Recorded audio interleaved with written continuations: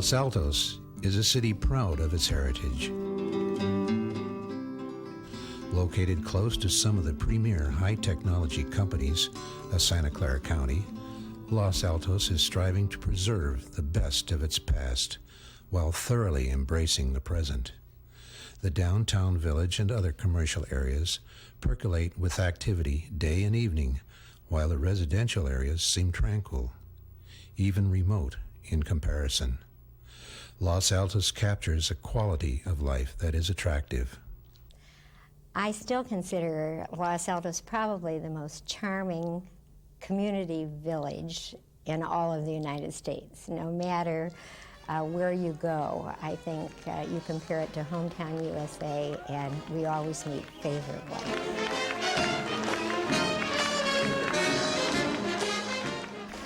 What appeals to me about Los Altos is its physical beauty, the landscaping, the variety of the architecture. It's a great place for walks, strolling, bicycling, it feels very safe, a friendly community, so we were drawn to it instantly. In 1974, the City Council established the Historical Commission to help protect and preserve the important historic buildings and to help record and support the rich traditions of Los Altos.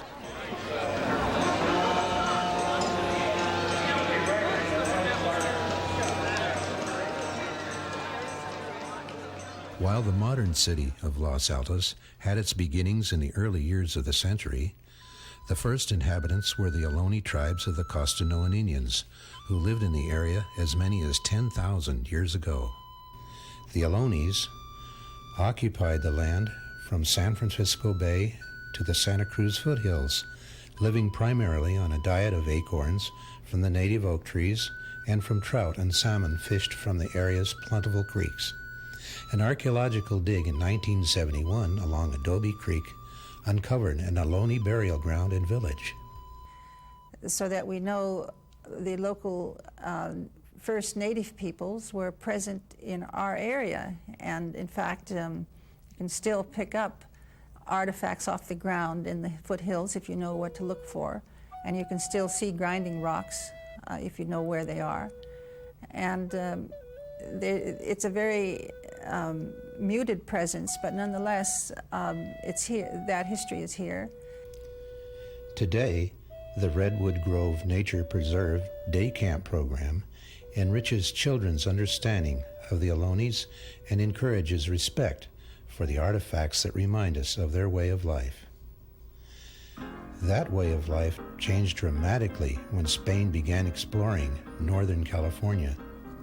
Spaniard Juan Bautista de Anza in 1776 explored the area in preparation for his country's occupation. The Spanish government began to colonize California through the efforts of Father Junipero Serra and a group of Franciscan priests who developed a chain of missions along the coast. The Franciscans forced the mission way of life on the Ohlones, enslaving them and nearly eradicating them. The mission at Santa Clara at one time housed over 2,000 Ohlones. The Spanish influence is still felt in Los Altos, from its name, which means the heights, to its many street names, towering cedars, and some of its architecture that is reminiscent of the Spanish. After Mexico won its independence from Spain and claimed California, the Mexican government stripped the church of its land holdings and issued large land grants as political rewards. Two of these land grants covered what is most of Los Altos and Los Altos Hills. One was Rancho La Purísima Concepcion and the other Rancho San Antonio. This adobe, which collapsed in the 1906 earthquake, was near the border of Los Altos and Palo Alto on the northeast corner of San Antonio and El Camino roads, where the Sears store is located. Part of one adobe from this period still stands near the border of Los Altos Hills. It is a designated landmark. Gradually, these large farms or ranchos were divided and sold by the land-rich but financially strapped Californios. The land was sold to a new breed of Californian. Lured initially by the discovery of gold, then by the opportunity to buy land in a new state, people from the East and Midwest began to flood into the area. These new Californians brought new ideas and energy to the use of the land. The new farmers used the land for raising wheat, for grazing, and for vineyards. Near the end of the last century, land developers further subdivided into 10 to 15 acre parcels. These parcels were bought by people who planted fruit orchards.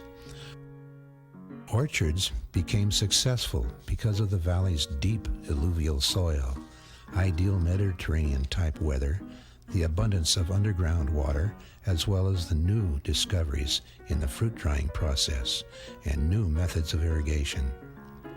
Dried peaches, apricots, and especially prunes became dominant and successful in the Santa Clara Valley. A single family could comfortably farm and live off of a small 10-acre fruit farm. The Los Altos area was known widely for its superior Blenheim apricots. Many feel this was an idyllic time when the valley was alive with fruit blossoms and wildflowers.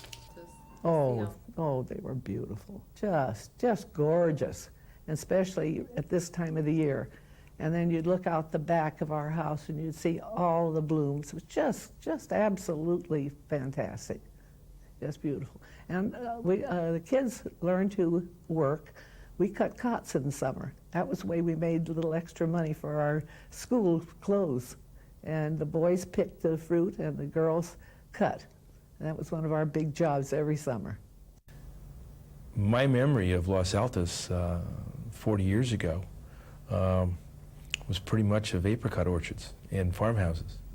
And some of those farmhouses have been saved, which I think is marvelous. The present Civic Center was once the Smith Orchard. The J. Gilbert Smith House is now the History House Museum. The museum is a fine example of a turn-of-the-century farmhouse. The house located at the Civic Center, as well as the apricot orchard surrounding, are designated landmarks. I'm very glad that Los Altos has kept the orchard by City Hall because I think that's been part of the history of Los Altos, and I hope they continue to do that. What's really important to me is the orchard and what is around the orchard and the oak trees, because we used to have our lunches there, and I'm very happy to feel that something is still there after being here 73 years and it's still there. It makes me feel good. Now rare, barns and tank houses were once a common sight in Los Altos, reflecting its roots in agriculture. These are some that remain.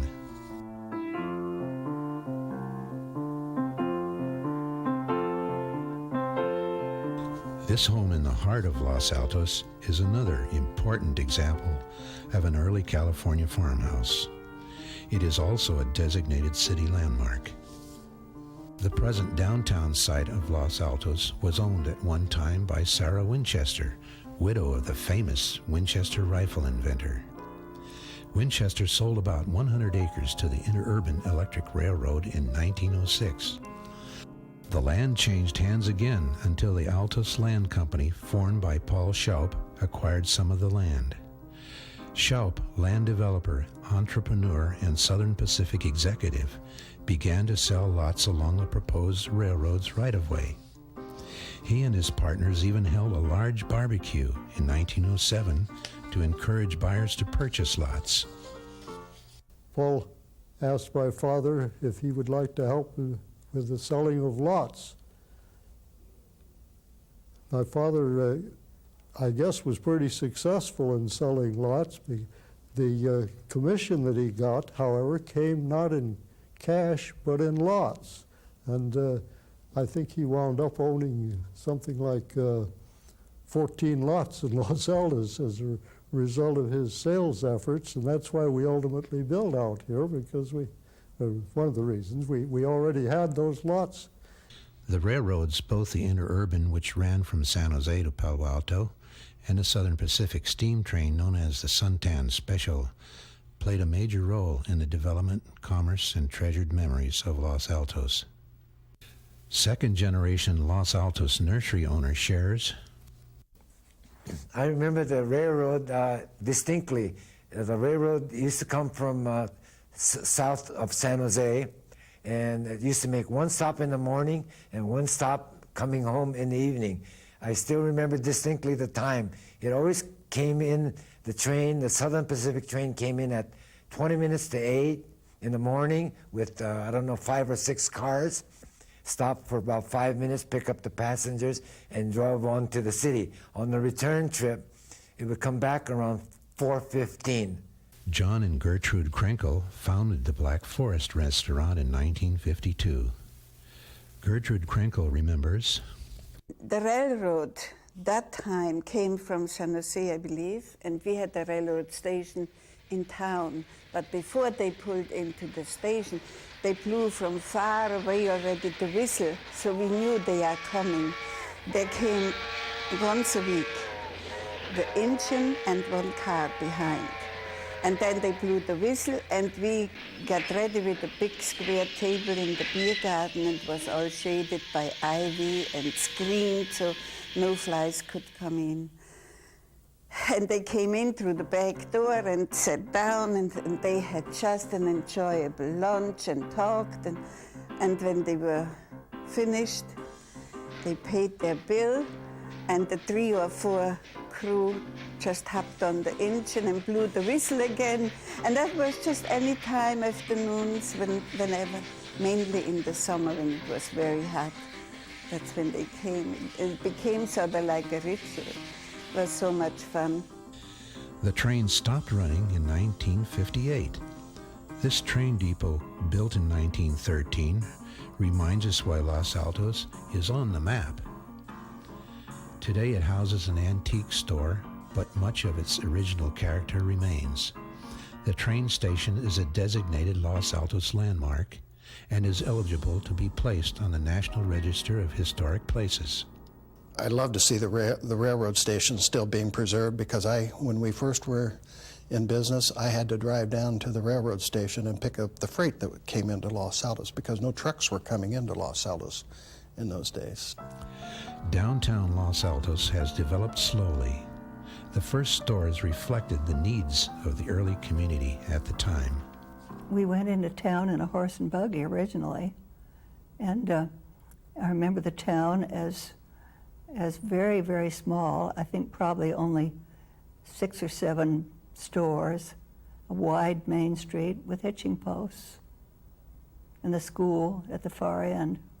I remember the bank and going in and walking down and depositing $1.01, my first business transaction. This store was the first built in town. It was known as the Echen hardware store. This is what it looks like today. This building, which houses a bank now, was another early commercial building in town.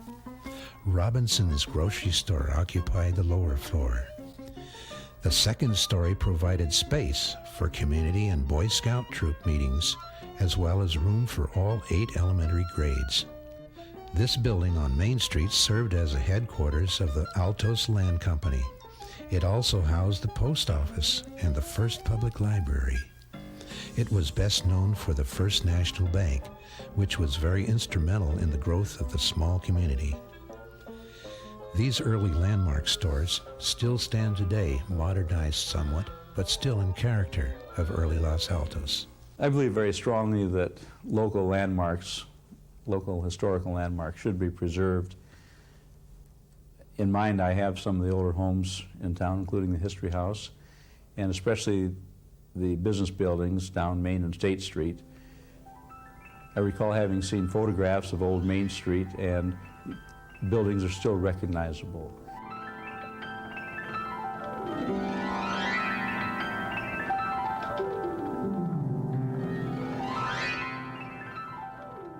Unfortunately, some of the early best-loved buildings have been torn down. Many townspeople regret the loss of the movie theater on Main Street, demolished in the mid-'70s. Probably one of the most grievous things that I think that happened that we were not successful with was losing our little movie theater on Main Street. Of course, it's always a matter of finances. If we had had just overnight success in raising money, we would have been able to have still a theater on Main Street, which would have met the needs of community involvement as far as rallies, meetings, that sort of thing, and also would have given children some place to go in downtown, which immediately was negated by the loss of the theater. Even though this old garage, known as Ramsey's Garage, was torn down in the early 1980s, the city made a concerted effort to have the facades of these buildings resemble those of the old garage. Other historic commercial areas include Loyola Corners, Rancho Shopping Center, and the shopping areas along the El Camino Real. There are several churches in Los Altos that have become strong symbols of its spiritual roots. In 1914, the first church, an Episcopal church, now the Congregational Church, was built. That same year, the Union Church was built on San Antonio Road. It since has been torn down. In 1927, the Jesuit Retreat House was established. St. Nicholas Church, built by the Frank Marini family in 1945, is a familiar sight from Foothill Expressway. Many other churches have established roots in Los Altos, too. The Los Altos Grammar School, built in 1911, was the only public school in Los Altos until the 1950s. Some of the first students recall, I graduated from Los Altos Grammar School, and there were only 3 teachers at the school at that time. Mrs. Shannon, Miss Shannon, who was the principal, Miss Boardman, who was the vice principal, and then there was Natalie McCrum, who taught the lower grades. And all 8 grades were there in the school, but there was very few students at that time. I think the original grammar school was up at 2nd and Main Street in Los Altos.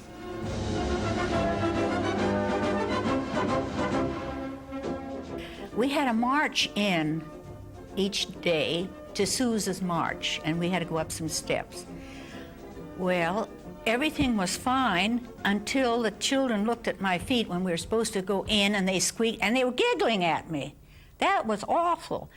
And then my sister Katie, she was taller than myself, and then when we went up the steps, she heard this music, Sousa's March, you know how rousing it is, and she was practicing doing the Charleston.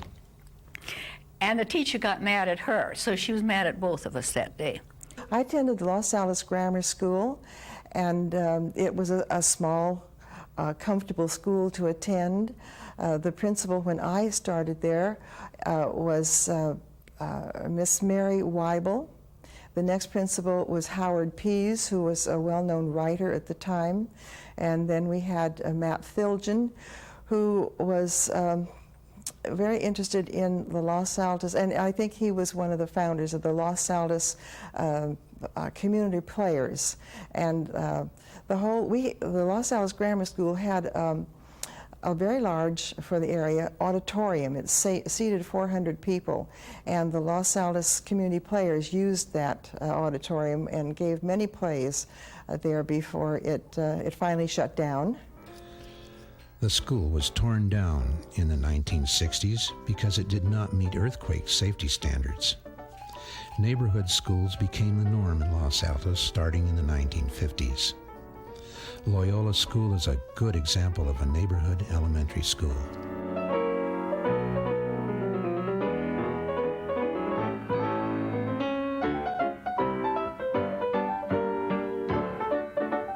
The residential areas of Los Altos exhibit many styles of architecture, from Victorian to Craftsman to California-style ranch.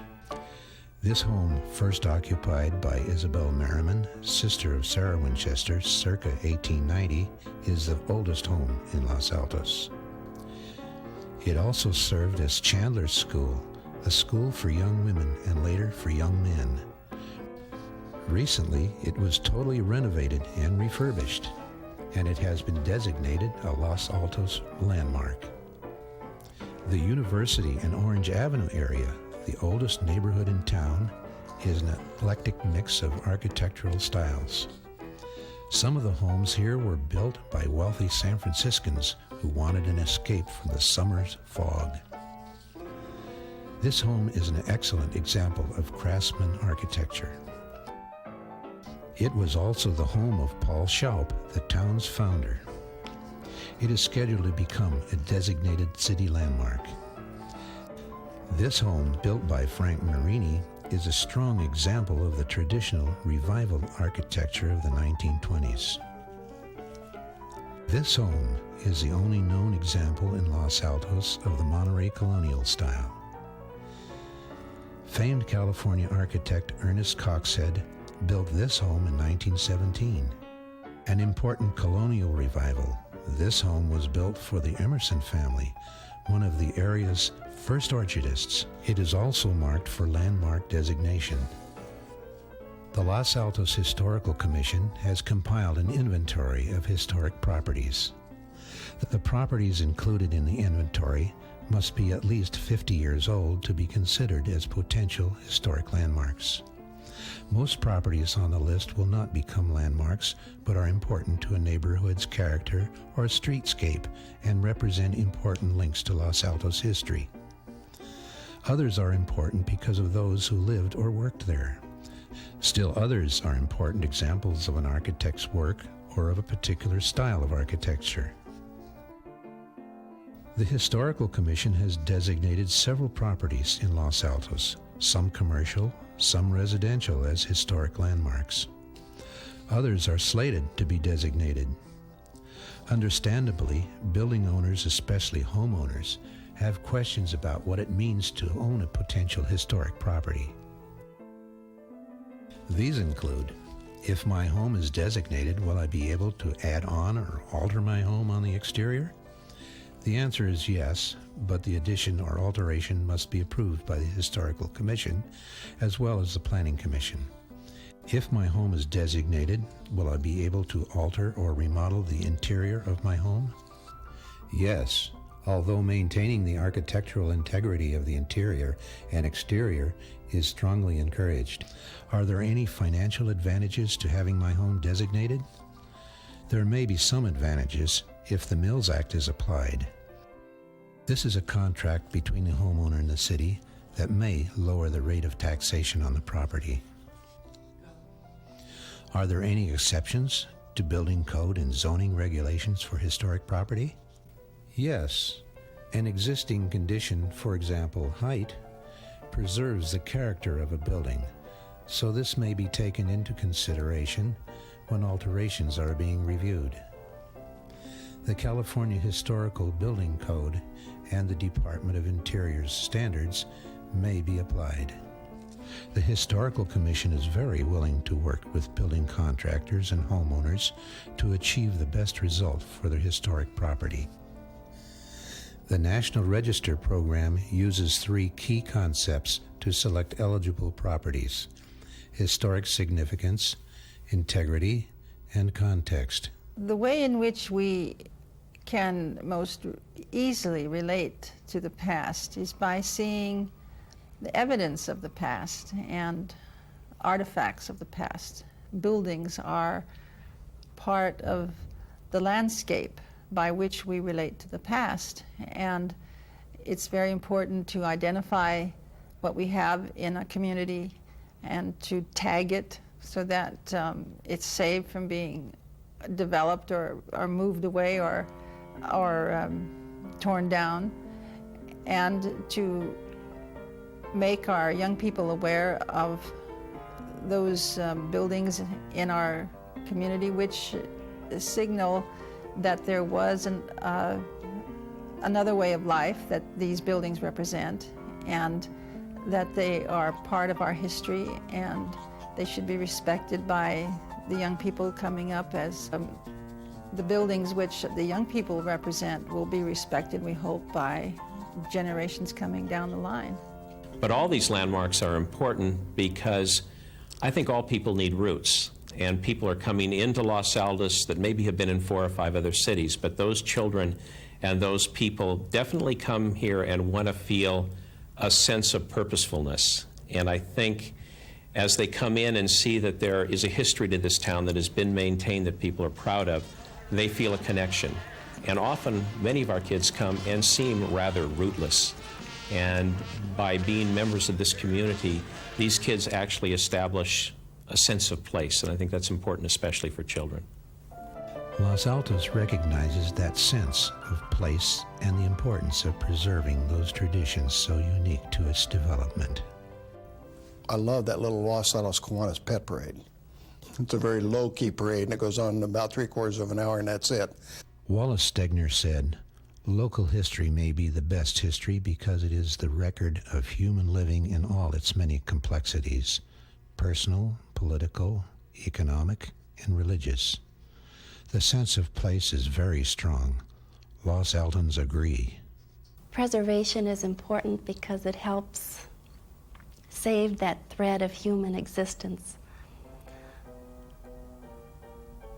History records those big moments, but it's preserving someone's home, someone's garden, that records and preserves that day-to-day existence that we're most interested in as time goes by.